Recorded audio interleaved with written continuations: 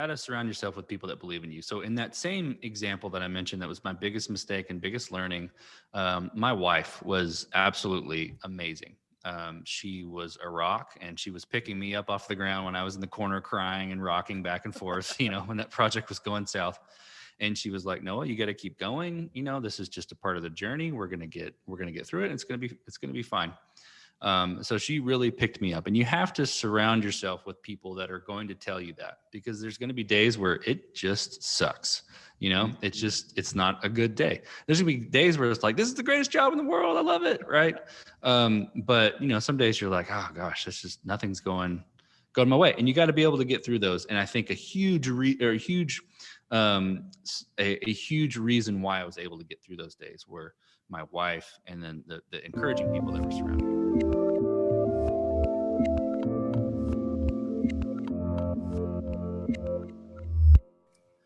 Hey everyone, this is Devin Miller here with another episode of The Inventive Journey. I'm your host, Devin Miller, the serial entrepreneur that's grown several startups into 7- and 8-figure businesses, as well as a CEO and founder of Miller IP Law, where we help startups and small businesses with their patents and trademarks. If you ever need help with yours, just go to strategymeeting.com, and we're always here to help. Now, today we have another great guest on the podcast, Noah Labhart. Labhart, you got it.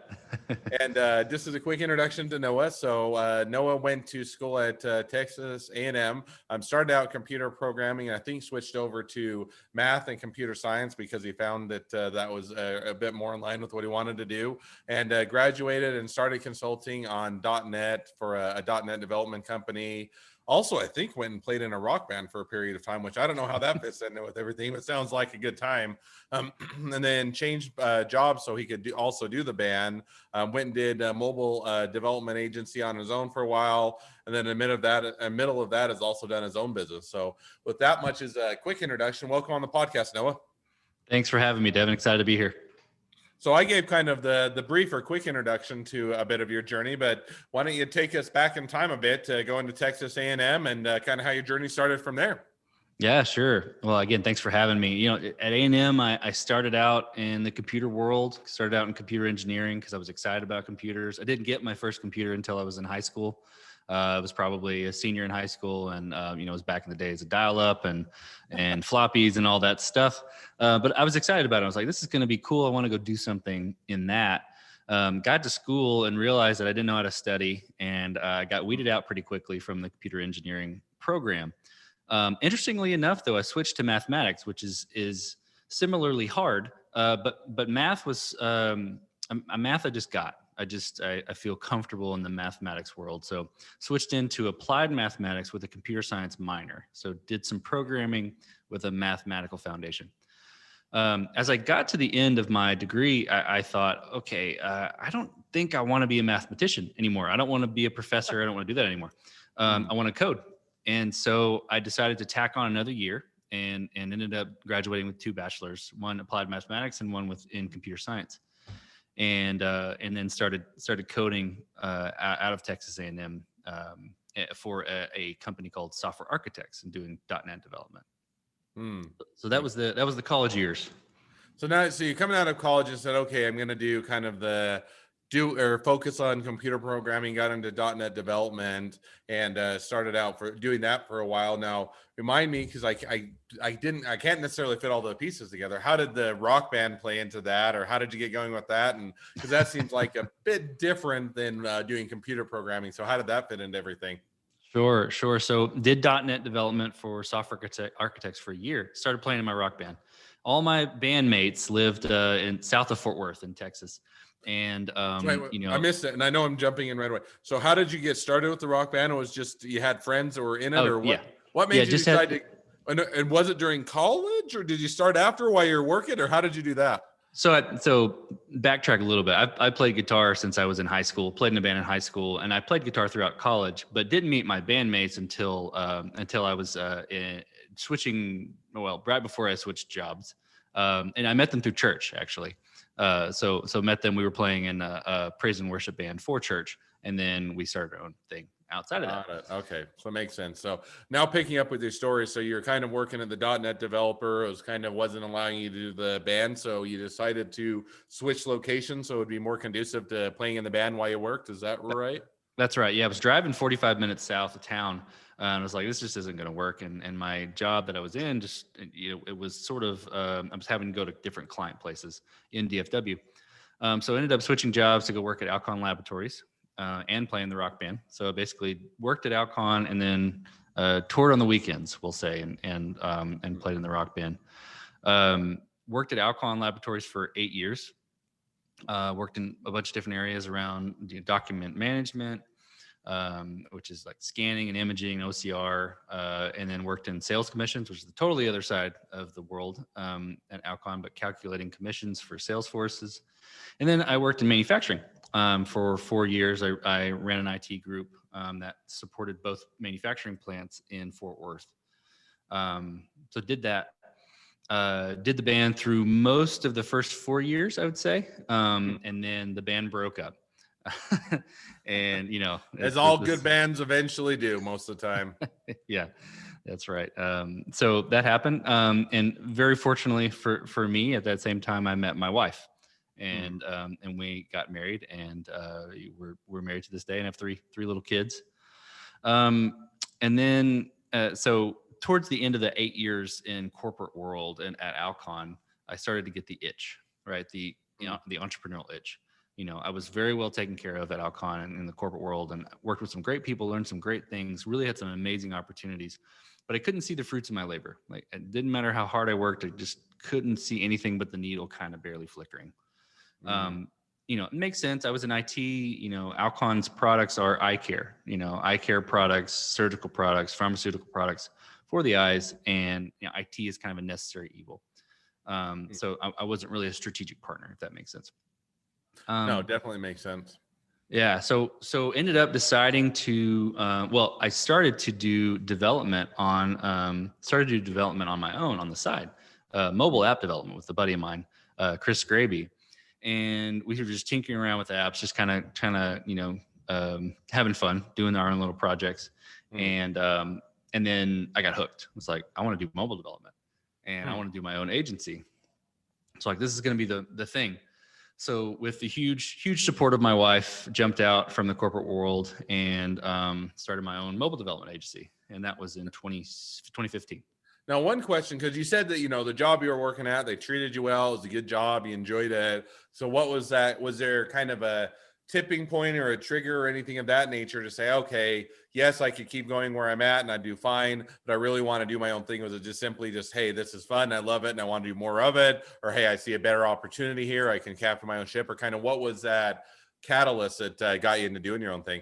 Yeah, I mean, it was kind of a combination of a lot of those things. It was the combination of not seeing the fruits of my labor, of working really hard and not seeing myself make a difference, and then kind of wanting to be the captain of my own ship. Definitely that. Entrepreneurship is in my family's blood. I have lots of entrepreneur uncles and cousins and family and things like that. So it's kind of a Labhart thing, we'll say. And so I had the itch and had to jump out and do it. So now you make the leap in that. And one of the hard things, or potentially hard things, is especially in the services industry, and there's hard things in every industry, but you get into the services industry where you're doing, development, that is to try and build the clientele, build people that will pay you and that you'll hire you on, and that, that you can get your name out there and get a reputation, all of the above. So as you're jumping out, did you have anything lined up? Did you have some potential clients or people who thought you'd approach, or are you just saying, hey, I'm going to hang my own shingle and I'm going to hit the pavement and start finding them? Or kind of how did you get that started once you decided to leap out there? Sure. It's a great question. Honestly, it was a pivotal moment in my entrepreneurial journey and my professional journey period. So I did jump out with a project. I jumped out with a project that was, enough to kind of sustain for a little while.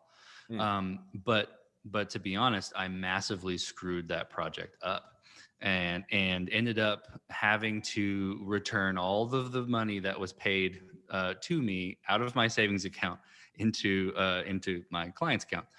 So it did not go well. Mm. And I basically bit off way more than I could chew. Tried to start a big agency, and big was relative. It was, big was more than me, right? Mhm. So an agency, tried to start an agency and bite off more than I could chew. I'd been kind of sitting in the corporate world where I had the infrastructure around me, and I was sort of taking it for granted, and tried to jump out and do that thing. And the project went really bad. But it really made me take a hard look at how I was doing things. And I started to think, okay, rather than trying to mastermind this agency, thing, I'm just going to start out with the agency just being me. I know how to code. I know how to write software. I'm going to start out just doing it me. And so I did. I brought on some projects, did some work, had some successes, brought on more work, got overloaded, it brought on people. So essentially grew with my growth, and Mm. that made me more successful throughout the rest of the time. So, and I think that, it's always hard. I always found, at least, especially with software, and there are other ones, but it's always so hard to scope in the sense that, you go and you think, okay, we've got a scope. I can do it with this many hours. You can calculate it. And then inevitably the project changes, or people want to go a different direction or add this additional feature. And so it's always hard. And then, so biting off a bit more than you can chew definitely makes sense, in the sense that it's hard to scope that, especially if it's your first project, your first client, and trying to figure that out is oftentimes one where you eat a lot of the cost, because you don't know what you don't know until you actually do it on your own. And what's I also found interesting, excuse me, is Pleasure. that even if you've worked under somebody else and you've done a lot of projects and done a lot of work on them, it's a completely different ballpark when you're doing it on your own. You're making those decisions. You're the boss, so to speak. It's not, it has a much different look and feel to it. So now you start to build that agency, and I think when we talked about before, that agency is still going and it's still alive. Is that right?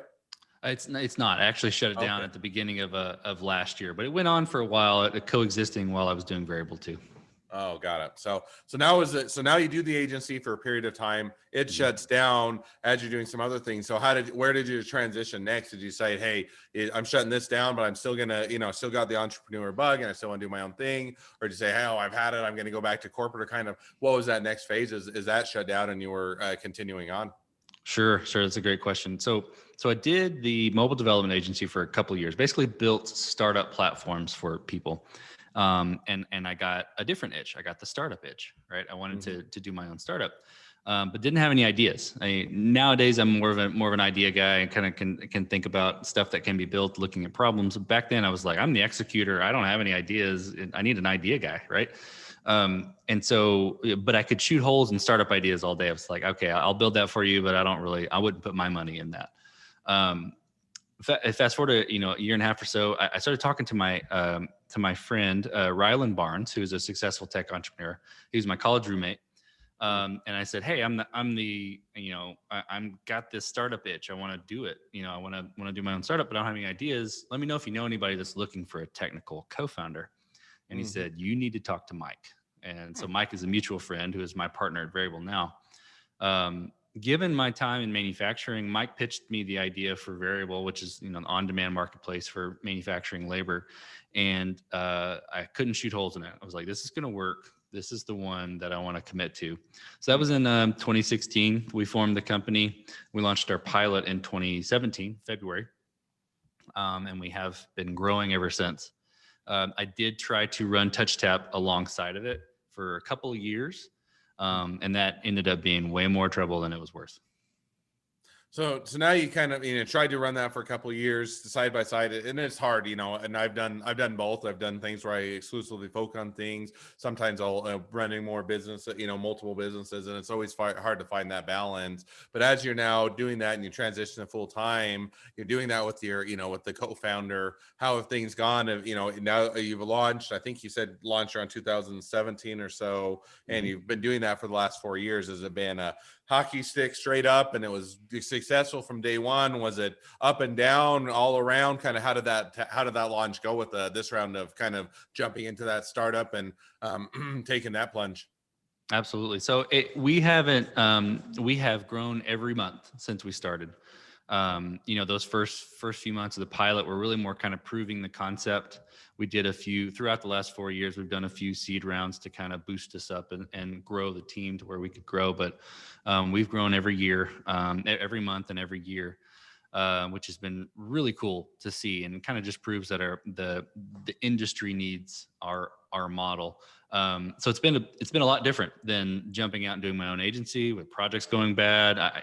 During that agency timeframe, I tried a few other things, a social media agency. I tried a few other software ideas, and just didn't stick. Right? Weren't discouraging, but just didn't stick. Learned a ton of different things from each one of those things, and applied it all to Variable when we started. And yeah, it's been off to the races. We're in 10 states now. We're trying to grow the Midwest, a heavy industrial area, and we're in nearly 20 markets or so. Well, that is awesome. Sounds like a lot of great growth, and that's definitely always fun when you step out on your own, take the entrepreneurial leap, do the startup to have that success is always a great direction to be headed in. So now, and you kind of touched on it a bit as well. It sounds like you're continuing to grow, have opportunities to pursue in the future and to expand and to even take advantage of that as well. So kind of now with that, as we, I always have two questions I ask at the end of each podcast. So we'll transition those now. So the first question is along your journey, what was the worst business decision you ever made and what did you learn from it? Sure. I definitely think the worst one is the one that I learned the most from is when I was describing that project. It took off, a bit off way more than I could chew. And, that project went south really quickly. My family was impacted. Obviously, we had to give all the money back for the project. Excuse me. But what I did learn from that was to start small and to build on top of wins. And that's been something that I have carried with me to this day. Use it every day in Variable is how are we maintaining those wins from the beginning and growing on top of them, rather than trying to just tackle the whole thing and eat the whole elephant right in one bite. So that's been the biggest learning opportunity for me. No, and that and I think that sometimes you look back and oh man, how did I make those mistakes? Or I wish I hadn't. And but it is that at least that learning that you can say, okay, now when I go do the next one, I'm going to be that much smarter as to how to make sure that I don't go over budget and that I don't promise more than I can deliver. It's kind of the old cliche saying, but it always it still holds true. You always want to under promise and over deliver, but it's not always easy to know how much to promise or what is under promising and what is over delivering and how to make that balance. And so I think that that's definitely a lesson to learn. So now we'll jump to the second question when I always ask, which is if you're now talking to someone that's just getting into a startup or a small business, what'd be the one piece of advice you'd give them? Yeah, I think it's all about the people that you surround yourself with. You got to surround yourself with people that believe in you. So in that same example that I mentioned, that was my biggest mistake and biggest learning. My wife was absolutely amazing. She was a rock, and she was picking me up off the ground when I was in the corner crying and rocking back and forth, when that project was going south. And she was like, Noah, you got to keep going. This is just a part of the journey. We're going to get through it. And it's going to be fine. So she really picked me up, and you have to surround yourself with people that are going to tell you that, because there's going to be days where it just sucks. It's not a good day. There's gonna be days where it's like, this is the greatest job in the world. I love it. Right. But some days you're like, oh gosh, it's just nothing's going my way. And you got to be able to get through those. And I think a huge reason why I was able to get through those days were my wife and then the encouraging people that were surrounding me. No, and I think that's a great piece of advice. I always joke, entrepreneurship. One week you feel like you're a success, and the next week you feel like you're a failure, and that's just a part of the journey that everybody goes through. And there's a lot of truth to that. And it's so much easier, whether it's a spouse, a business partner, a friend, somebody that's been through it before, whoever it is, to surround yourself with those people that can boot or lift you up, help you to or deal with those. If nothing else, listen or be a listening ear or somebody you can complain to, bounce ideas off with, and all of those definitely makes the journey significantly easier. So I think that's a great piece of advice. So Well, as we wrap up, and just as a reminder to the listeners, we do have the bonus question on this episode where we're going to talk about a little bit about intellectual property and Noah's top intellectual property question. So stay tuned for that at the end of the podcast. But if for all of you that don't want to stay tuned, definitely understand. And so as we wrap up, if people want to reach out to you, they want to find out more, they want to be a customer or a client, they want to bounce an idea off of you, they want to try and hire you to do some coding for them, they want to be your next best friend, any or all of the above, what's the best way to reach out and find out more? Sure. So I'm on LinkedIn, so you can find me on LinkedIn, my LinkedIn profile, or you can learn more about Variable at variableops.com. I'm also a podcast host. You can hear some of my podcast stuff at codestory.co. And then if you want to learn about me, my personal website, noahlabhart.com. Awesome. Well, I definitely plenty of ways to connect, find out more, and definitely encourage everybody to go and check everything out. Well, as we wrap up, before the bonus question, thank you again, Noah, for coming on. It's been fun and a pleasure. Now, for all of you else or the listeners, if you have your own journey to tell and you want to apply to be on the podcast to share your journey, just go to inventiveguest.com, and we always love to share your journey. A couple more things as listeners. One, make sure to click subscribe in your podcast player so you know when all these awesome episodes come out. And two, leave us a review so other new people can find out about the podcast as well. Last but not least, if you ever need help with patents, trademarks, or anything else, just go to strategymeeting.com, and we're always here to help. So with that, now we have the chance, or you have the chance now to flip the tables a bit. I always get to sit in the driver's seat, ask the questions, and throw the hard balls that you have to react to. But now it's your turn to flip the tables a bit or shift gears and to ask your number one or your top intellectual property question. So with that, I turn it over to ask your question. Sure. I definitely appreciate that. So my question is around kind of maybe the boundaries of what is patentable, and what is not. And I'm in software, right? So I write software, and I tend to look at a lot of the things that we build as not being patentable because it's software. Like someone else could build the exact same thing, or someone else could be using the exact same framework, or maybe we used a library, so it's really not 100% our solution. So I guess my question is, how do you know where those boundaries are where you can say, okay, we can patent those, or what's a good rule of thumb to know when you can patent something or versus not? Yeah, no, and that's a fair question. I'll give kind of the general standards for all patentability, but then one of the questions that software is a bit of its own animal as well, or has a couple additional nuances. So generally, there's 3 standards for patentability when you're looking at is something patentable. One is called novelty. Has anybody else previously invented it? So somebody else has previously invented it. You can't get a patent on something that somebody else has invented. So that's an easy one. Second one is obviousness, and obviousness kind of has a couple different meanings to it. One is, hey, what we're doing is, not one person's invented this, but we're just taking a combination of a couple things that are out there. We're putting them together in an obvious way. We're not really adding anything new. We're just kind of putting a couple things together. That one's one definition of obvious. The other one is kind of, hey, it's not out there exactly, but we're just making an obvious tweak of something that's already out there. In a sense, you always use, let's say all cars out there are black. To go back to Henry Ford, you can have any car you want as long as it's black. And, let's say all the cars out there were black. He said, well, I'm going to paint it purple. I was the first one to come up with purple, sell a purple car. Well, technically I came up with something novel because nobody else had done a purple car before, but it's an obvious variation because people say, hey, but yeah, you painted walls, other colors. It's not unheard of to paint something a different color when paint's already out there. So it'd be an obvious variation. So those are a couple kind of things. If you look at novelty, has anybody else invented it, and obviousness, those are a couple that you start out with. Now, software always gets a bit into a bit of a different realm in the sense that there's an additional kind of criteria requirement that gets into what's called abstraction. And so most of the time, software certainly starting out is patentable. I've done it for a lot of our clients. I worked for some of the biggest clients with Intel and Red Hat and Amazon.com that also all have done software patents. But there is a bit of nuance because you have another criteria, what's called abstraction. And it's basically, in kind of simple terms, it's, well, if you were to take, you can't patent something that people have previously done with pen and paper or in their head, and all you're doing is sticking it on a device. You're sticking it on a processor. And so while you're saying, hey, 2 + 2 = 4, everybody's done it by pen and paper. Now I'll have a computer do 2 + 2 = 4. Well, that's not really anything. It's still, it's abstract. You're just doing something that they've already done on pen and paper.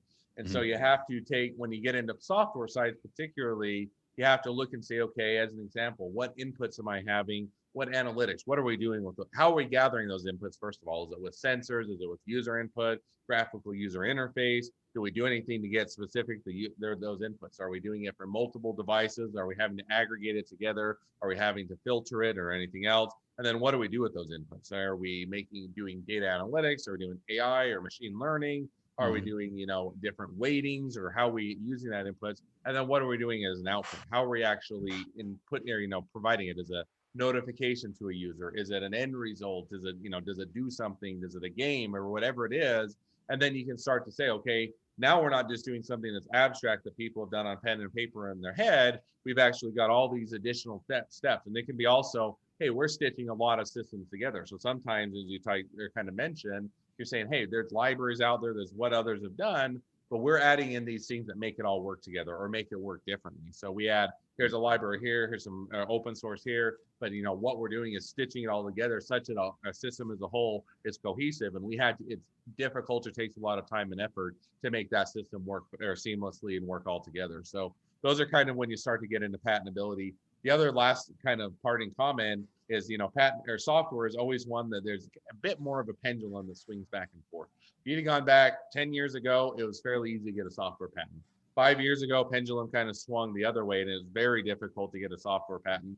Now we're kind of somewhere in the middle, to where it's not as easy as it was originally. It's not as difficult as it was 5 years ago. And so it takes some navigating, it takes some understanding of, especially on that last criteria of abstraction, what that means, but it allows you to still navigate it. So with that, we'll wrap up the podcast, and appreciate the question. Always fun to chat a little bit about intellectual property. Appreciate you again, Noah, coming on the podcast. It's been fun and a pleasure, and wish the next leg of your journey even better than the last.